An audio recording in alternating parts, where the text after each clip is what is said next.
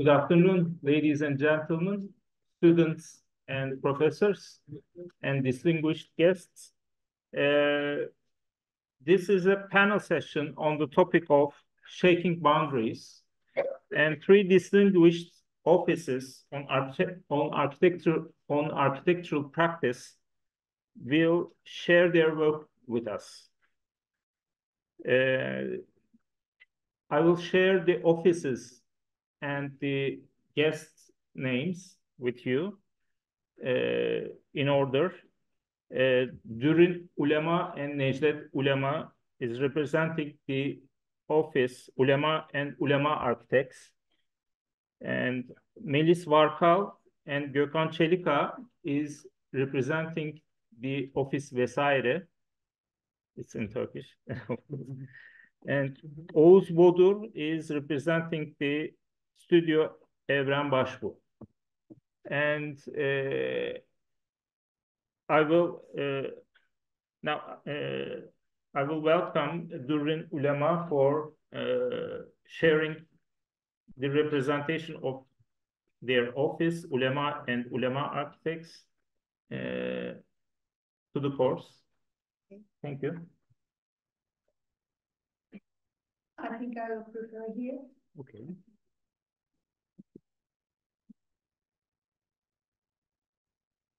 By the way, I will, pardon me for interrupting.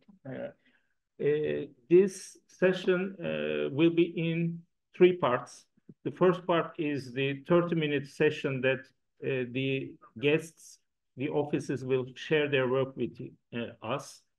In the second stage, in the second part, a cycle of two questions will be turned. And in the third stage, I will give the word to the audience. If you have questions, you may ask in the third stage. Okay, thank you very much. So, hello everyone. I'm Dürrin Ulema. I'm an architect. I'm the co-founder of the architectural firm Ulema and Ulema. And this is Necdet Ulema, my partner at the office and at home. Today, I would like to share some recent projects of us. The ones that I will share with you now are mostly restoration renovation works. Today's topic is shaking boundaries. So when we think of geographical boundaries, our work usually represents boundaries in time, boundaries that we cannot see. So we do some restoration work, some historical preservation, and we do them to maintain adaptive reuse. And it's like 5% is the amount of restoration works that our offices does. So we design projects of our own time. And sometimes we go ahead and try to make some designs for future, to preserve for the future. And we don't make reservation only for the next generations to see, but we make restoration works for capturing time, the memory of time mainly. So this school is a recent work of us. Maybe you may recognize it. It's in Alsancak, Saint Joseph Lisesi. It's now being restored, and it was a really disciplinary school. Like 50 years ago, no students could enter with long hair or no shoe polish. But now, this school it's a Francophone school. It's teaching in French, and it's tutoring Turkish students. But when we were making the research, some documents and some pictures, old pictures came to us from Rome. So Italy, France, and Turkey, three countries in one picture, no boundaries. This is a house in Konak, in Variant. Its name is Sayıner House. It has won a prize of an award, let's say, İzmir municipality for the respect of history. So, tarihi çevreye saygı ödülü. The reason I put this, there's a cistern, a pool where they collect the rainwater and water from down under the soil. This house is from Balçova to Chile, no interruption, no boundaries. I will refer to the cistern once more later. So this is it's a synagogue, Roshar synagogue in Konak. It's a small center for Jewish people, but it's right in the center of a Turkish neighborhood. You don't see any boundaries around, and it's being used right now. So this is a house right in the, it's right on Dario Moreno Street. And it's used as the center for library for Konak Belediyesi right now. And it sees directly the historical elevator, Tarihi Asansör. Up above, it's a neighborhood of Turkish people, and this is a place where Jewish people used to live in the old times of Izmir. And this is an old restaurant. It was built in the last centuries. It's in Bodrum, Kocadon restaurant. We had done the interior design of it like 15 or 20 years ago. And inside you see this old building, the old Muğla ceilings and the modern furniture in it. And the street nearby, the Saray Sokak, next to this building, is being preserved by UNESCO since maybe 100 years. So those are the projects that we have made by restoration. This is a recent project, a new one. We try to learn from the past, and we try to use it in our daily designs. Here this is in Sarnıçköy in Bornova, where there is no water, exactly no water. And we made some cisterns and some biosphère. We try to make the rain harvest and then keep the soil moisture for a long period of time. So this lovely garden could endure.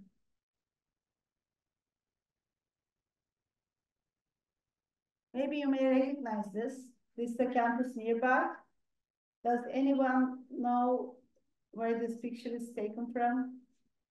It's the Dio factory. Yaşar Holding belongs to the Yaşar Holding. It's very nearby here. It's not being used right now. We designed an ARGE Research and Development Center. There are some very lovely old modern buildings, not all buildings I should say perhaps, but they're not being used, so they look old right now. But Yaşar Holding had wanted a center for to collect all the computer and software people right in this place, maybe for the university also. But unfortunately, this hasn't been built. So this is Maxen. Maxen is a factory where we work for Turkish people and some Chinese investors. The building is yet done, but the interior design is being made right now. It's a plant to make storage for solar energy. They're building like containers to store the solar energy for large enterprises, for factories mainly. And maybe we're even a bit late to design this. I mean, this is for the future, for the children maybe, like 100 years later, but sometimes I believe that we're getting late for these sustainable projects because we have to demolish our carbon footprints. This is another view of the Maxen factory. This is in Aydın. And the interior design.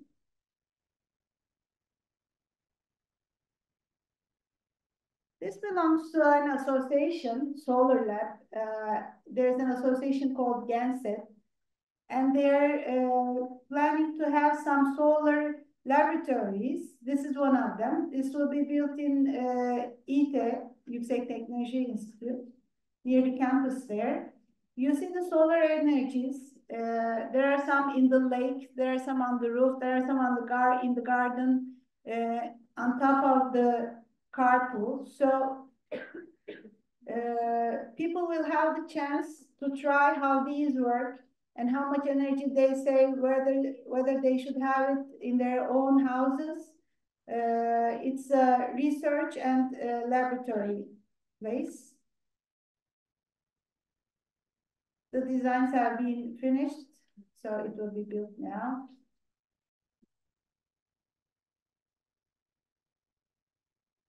So, am I going forward? Yes. The buildings doesn't really matter here. The main idea is the important one. So sustainability and learning from the past and using it today is our goal. People can walk around these and check the ceilings and how they work, the solar panels on the ceilings. And last but not least, this is the orange tree in front of our office, near our balcony. This is more famous than us, I think. It has been posted on Instagram by Ahmet Ümit, you know, Komiser Nevzat. It says, there is hope. Hope never gets lost until the last tree is down. So, thank you for listening. Thank you very much, Dürrin. And there's a variety of different projects, and some of the clients are, as far as I see, are foreigners from Chinese company, and some of them are indigenous companies or clients. Thank you very much for the presentation. The second presenter is the OfisVesaire, Gökhan, Çelikağ, and Melis, Varkal. And yes, please. Thank you. Thank you for the invitation. It's very nice to be here. Today, me and my colleague Gökhan will be representing our office and our works. We are a small-scale office, and when we have seen first the topic of this year's DesignFest, we sat a little bit and discussed the issue of boundary. And then we said that the best way of explaining how we approach to the notion of boundary would be through our projects, obviously. Today we'll be sharing a selection of 5 projects. We believe that in each of them, we kind of considered the idea of boundary differently, and we approached in a different way. These are the 5 projects that we'll be talking about. Some are interesting to us for this presentation because of the geographical boundary. Some are because of the issue that we see the boundary maybe as a limitation first, especially the first 3 of them. They are both reuse and retrofitting projects, which is actually one of our office's main concerns in the last years. So the first project we would like to share is the İSKİ Innovation Center, which is an adaptive reuse project. Being a former institutional office building, of course, when we started the design process as a big competition team, with most of them are our former students from here, from Yaşar University. So starting the design process, of course, the biggest limitation, the biggest boundary was the buildings being an existing structure, and especially a structure that was designed as an institutional building for İzmir Chamber of Commerce. So in the existing section, you will see that the building had a particular distance with this for the community, and it's a semi-public building maybe, but still it looks for a distance. With the facade, we can say on the left part, you are seeing the older version of the building. A formal facade, like quite close to its surrounding. But of course, the competition was looking for an innovative program, like more open to public, how to make it more interactive for its users. The first motivation was, of course, to play with the section. So we have modified enormously the building in order to open this building to the city and the citizens, and also to create spaces that would destroy the boundaries within the building. So if we move a little bit far from the building, and if we look at it from the sea, we will see that the concern about the boundary was not only limited with the building scale. Yani if you look, this is located in the Pasaport Pier. Maybe you recognize the building, or hopefully you have been. When you look at the building from a distance, we see that actually the boundary defines the cityscape of Izmir. So when we started modifying, intervening in the building, we were clear that would also, and we were hoping that it would create a special niche, let's say, on the wall of the cityscape. And it will not only be an inspiration, maybe in the future, for retrofitting, for adaptive reuse, but also to create kind of a hole on this wall. These are some photographs. We will not go in depth with today's presentation, but some photographs to show how we intervened with the boundary issue, and then through spatial interventions, maybe creating a spatial niche on the waterfront, or creating interaction areas on different levels for the users, let's say, activity. The building ends with a multi-purpose hall at the top, and actually working with boundaries and creating, like, searching for a flexible, let's say, act was the main motivation. So whatever you see here, the roof, the facade, or the doors that separates the hall from the foyer area, they are all very flexible in order to make all these blurries a little bit blurry. This is a video from outside, from the Pasaport side. Even the facade of the building is kind of, while it's defining a boundary between the, let's say, the citizens and the building, it's also blurry. Yeah, it is modified. It changed according to different circumstances. Well, the second project we'll be talking about, and yeah, speaking about boundaries, this is also important that I have to mention. The boundary issue is also crucial in terms of its kind of, to be heard, let's say. For Innovation Center, actually, we were very motivated to make it published in different geographies, in different locations. And happily, the building was nominated for the Building of the Year of Art Daily in 2023. So the second project we'll talk about is the S House, again a retrofitting project, which was a house that was already there but never has been accommodated. Yeah. Yeah, I can proceed. Can you hear me? Yeah. This building is comparingly a newer building, of course. It was like 3 or 4 years old when we started to intervene it. Basically, the physical conditions was the main boundary for us, because the inner and outer spaces were somehow having some connection, but they were limited. So what we decided, we wanted to make some modifications in the boundaries, in the vertical and the horizontal level. And we introduced new openings and voids on the building envelope. Therefore, we could really get benefit of the natural light in the inner spaces of the building. You can follow it on the video, I guess. From different parts of the, from different spaces, you can have different effects. Of course, we have also various functions, and each of these functions are somehow reflected from inside to outside. So we try to create a kind of communication between inner and outer spaces. And the light and shade is the most important key factors in this design as well for us, because in the different timing of the day, the effect of light changes, the behavior of light and shade really change the effect of the inner space, change the quality of the space.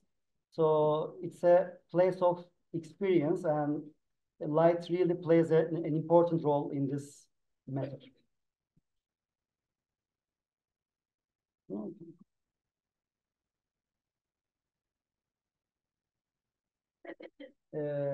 Again, this is a retrofitting project in Balçova. It's closer to the center of Izmir, like 10-15 minutes, as all you know.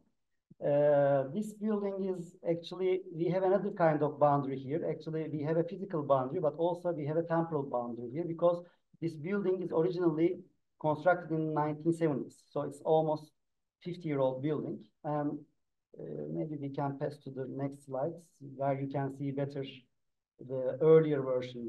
On the right-hand side, you can see the previous version of the building before we start to deal with the design and the construction. Mainly, the needs in here, the requirements are totally changed as we have a huge time lapse, huge time gap, like for 50 years. We need to consider the current requirements of architecture, structure, technology. Everything is updated in this building, and physically the appearance changed a lot. Of course, we have again functional changes in the internal layout. I think we have also one picture from the internal spaces. So basically, somehow we updated that boundary, the temporal and physical boundary in this building, and we have a contemporary building with retrofitting. And this one, this is it's a building in Uganda actually. This is a conceptual study for now. Hopefully it's going to be constructed soon as well. The boundary here is actually between the designers, us, and the location. It's Uganda, so it's a geography we are not really familiar with.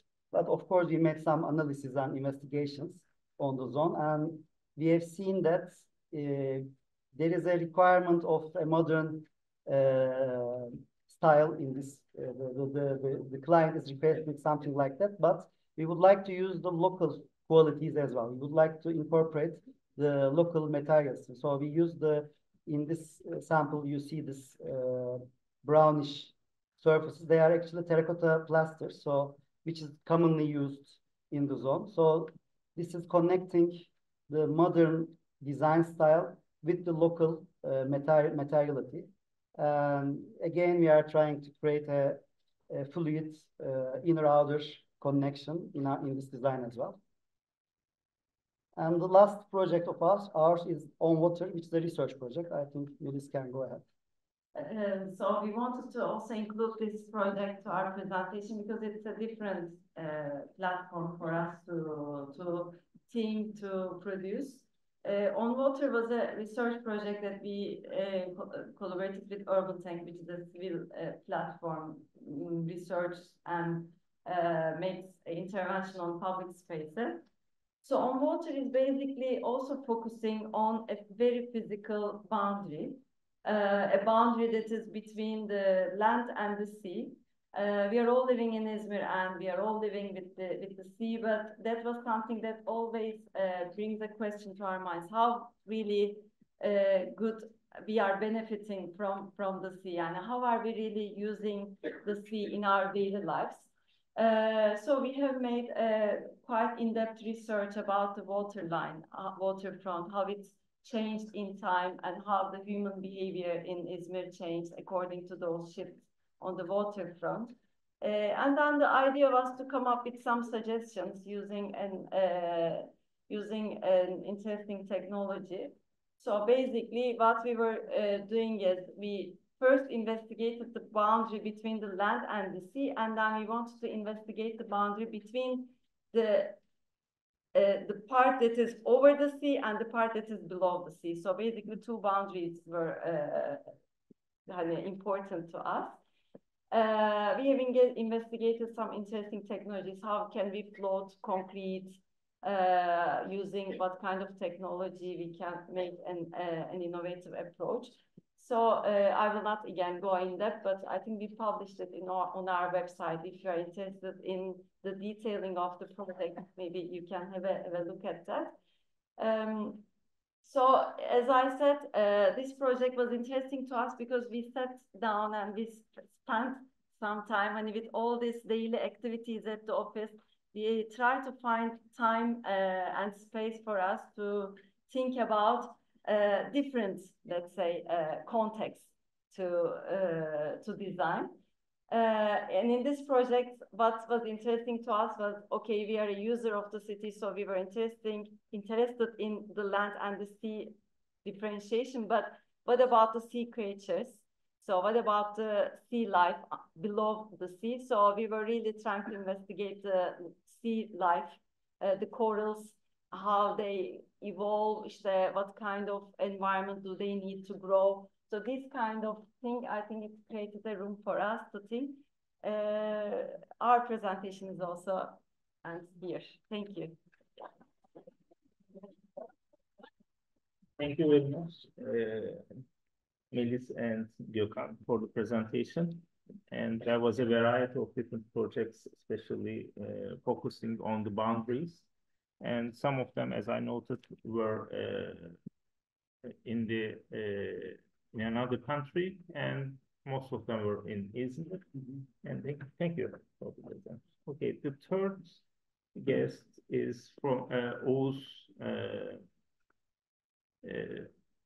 Oğuz Bodur from Studio Evren Başbuğ, and we are really looking forward to seeing the presentation. Thank you. Hello everyone, I'm Oğuz. I'm an architect and acting landscape designer, and I'm a partner at Studio Evren Başbuğ. Most probably, most of you don't know me, so just a little brief who I am. So I took my architectural bachelor's degree from the Institute of Technology in 2017, and at the same year I started working with Studio Evren Başbuğ as an architect. And in 2019, I continued to work with Studio Evren Başbuğ Architects as a lead architect and a project manager. And at that year also, I started my master's. And in 2022, I took my master's degree from here at Başbuğ University. And last year, I became the partner of Studio Evren Başbuğ. And at the same time, I also started working remotely as a landscape designer to a studio based in UK. It's called Utopia Design Studio. I'm not going to talk much about the architectural details and project details. Actually, I'm focusing on the experience and how I actually shake those boundaries on a daily basis. I actually approached that boundary like literally national boundaries, and how I do that, how we do that on a daily basis, maybe unintentionally and sometimes intentionally. And for me, I can categorize those involvements as, like a Turkish investor decides to do something in an international development, and you do a project, or a foreigner investor that decides to do something internationally, and you do that project. And also, sometimes a foreigner investor decides to do something here in Turkey, and you do that project. So that's actually how our way to think about those national boundaries and how to design internationally and on a daily basis as well. We actually cross some barriers to do those projects. And for me, I can simply say that, of course, we have those barriers of communication, and a communication and a barrier of geographical one, and of course the design approach barrier that we need to pass to develop a project. So yeah, so that is the map that shows currently what we have done internationally. Actually, the indications on that map actually shows we are sitting in that blue circle in that physical location. Here it's UTC 3, and we are designing internationally, even like some places that is far away from us, like 11,000 kilometers that we don't even know the exact place we do. And sometimes we cross the equator, and sometimes we design something in desert. Luckily, we had the chance to design various types of projects, landscape, master planning, some competitions, architecturally, and interior projects. So moving on, so for the first barrier that I can tell actually, of course, the verbal one, the communication one. So yeah, we speak English and everyone speaks English, and we communicate to each other with our partners and etc. With English, but there is something more that all right, so you designed it, but you have to submit your project, and it comes to that point where you face the the national language that your project location. So for example, we were designing a project in Dominican Republic. So we have designed it, we have developed the project, and we have designed and we have documented everything in English, and we have submitted it, and then they reviewed us and they came back as all right, so it's a very nice project, but it's in English, but the national language is Spanish, so you have to translate them all into Spanish. We said okay, we translated it, and we resubmitted again, and they reviewed us again, and they said okay, that they're all in English, but you have to translate them all. So we have written we have a room for 60 square meters, and we have written 60 SQM, but it's the short for square meters.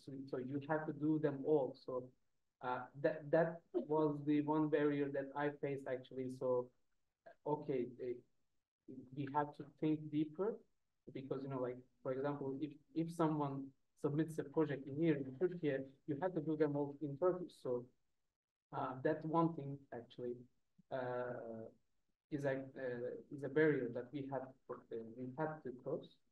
And for instance, that project here it's a competition project for Italy. It's a Foggia art school, and we had to collaborate with a local partner in Italy.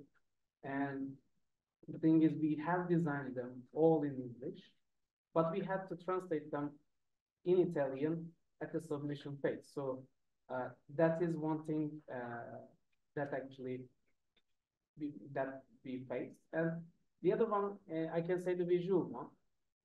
Of course, the softwares and everything. You do not have to know every software to submit a project. All you need to know is, how to cope with it. If you are using the SketchUp file, and if something came with a 3ds Max file, so you have to know, if you know, you how to convert it, so that's all right. But the thing is, you have to be very careful about it. So here on that project, we were asked to design an interior conceptual project for a restaurant branch in Saudi Arabia, and they were going to apply this in Jeddah, in Riyadh, many places in Saudi Arabia, and so we have designed it, and they asked us to prepare the construction documentations, and we have done it. So the thing is, we are designing here in Izmir, and it's in Saudi Arabia, and the contractors are all from Saudi Arabia. So we have to be very clear about the documentation, so that everything should be very clear, because we are not going to visit the site on a regular basis. So and sometimes things can happen. We have submitted this project, and the construction phase we have submitted to the contractors, and they have reviewed us, and they had some feedbacks, and they sent us, and they were all in Arabic. So we said, okay, but we don't know the Arabic. But instead of doing that, we said, okay, we are working on it. So we were very honest about it. So there was a 1 or 2 days delay on that submission project, and we were okay, but you said it only in Arabic, and we don't know Arabic, so we had to translate it, and that's the 2 days delays explanation for that. And of course, there is this formula. So we were asked to design an interior space in Germany. Actually, it's a mall from the 70s, and the challenge was we were asked not to change any of the ground, any of the shop facades, and anything on that grid of the ceiling. And yeah, they said, other than that, you can design it. And we said, okay, we can. And then we have designed the ceiling, and we created like a ceiling jungle interior space. It was like a 1,500 square meters of an interior space, and we have designed lightings and everything. And when it comes to that point, we were also designing some hanging baskets from the ceiling that, you know, like carrying some plants and etc. And they said, no, you cannot. I said, why? So, and they said, okay, the fire regulations are very strict about it, so you cannot do that. But we said, okay, like subconsciously, I'm not saying that it's a true way to do that, but we said, okay, just take the permission and then hang the baskets, right? So okay, you can do that. And they were immediately like, no, what? No, we cannot do that. Why would we do that? So, and then, okay, just don't do that. And we have canceled the baskets. And that's the actually latest point that we can do in that thing. But actually, the importance to cross that barrier as like a communication barrier is the maybe taking the information from the locals and local partnerships, so that, you know, like, because you do not know the space, you do not know the exact culture and etc. and the regulations, of course, and maybe the language. So if you are partnering with some good architectural or any firm, then you're all right. So it's the good way to partnering with the local in that area. So the other one is, I can say, the geographical one, of course. So we are here in a Mediterranean place, and we have our own climate. We are used to do, and we are used to design something that is, you know, like that belongs to that area. But we are doing something in Brazil, we are doing something in Costa Rica, or we are doing something in Oman, Arabia.